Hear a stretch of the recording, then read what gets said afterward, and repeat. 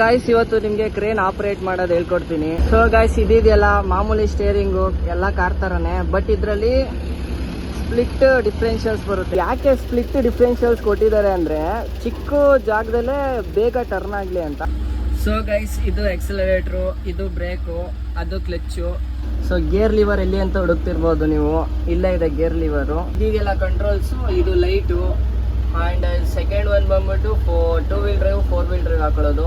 And third one ಬಂದ್ಬಿಟ್ಟು ಇದು ಮೀಟರ್ದು, ಅದೇನು ಅಂತ ನಂಗೆ ಗೊತ್ತಿಲ್ಲ. ಸೊ ಏರ್ ಪ್ರೆಷರು ತುಂಬಾನೇ ಮೀಟರ್ ಕನ್ಸೋಲ್ಗಳಿದಾವೆ. ಆ್ಯಂಡ್ ಇದೆಯಲ್ಲ ಇದು ಫಸ್ಟ್ ಒನ್ ಬಂದ್ಬಿಟ್ಟು ಜಾಕ್ದು. ಇದು ಫಸ್ಟ್ ಲಿವರ್ ಇದೆಯಲ್ಲ ಅದು ಇದು ಜಾಕ್ನ ಡೌನ್ ಮಾಡಿಲ್ಲ ಅಂದರೆ ಫುಲ್ಲು ಲೋಡು ಟೈರ್ ಮೇಲೆ ಬೀಳುತ್ತೆ, ಟೈರ್ ಬ್ಲಾಸ್ಟ್ ಆಗೋ ಚಾನ್ಸಸ್ ಇರುತ್ತೆ.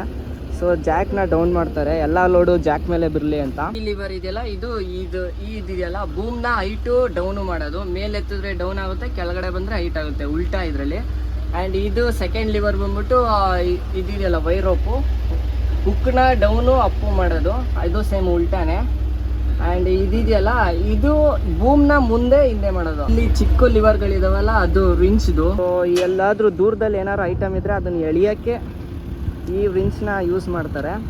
ನೀವು ಇದರಲ್ಲಿ ಏನೇ ಲೋಡ್ ಎತ್ತಿದ್ರು ಈ ಲಿಮಿಟ್ಸಲ್ಲೇ ಈ ಆ್ಯಂಗಲಲ್ಲೇ ಎತ್ತಬೇಕು. ಇದನ್ನ ಕ್ರಾಸ್ ಮಾಡಿದ್ರೆ ಕ್ರೇನು ಪಲ್ಟಿ ಆಗಿಬಿಡುತ್ತೆ. ಸೊ ಕೆಲವರು ರಿಸ್ಕ್ ತೊಗೊಂಡು ಎತ್ತುತ್ತಾರೆ. ಸೊ ಅಷ್ಟೇ ಗೈಸ್ ಕ್ರೇನ್ ಆಪ್ರೇಟ್ ಮಾಡೋದು. ಇವಾಗ ಸ್ವಲ್ಪ ಎಕ್ಸ್ಪೀರಿಯನ್ಸ್ ಬಂದರೆ ನೀವು ಕೂಡ 30 ರಿಂದ 35 ಸಾವಿರ ಸಂಬಳ ತಗೋಬೋದು.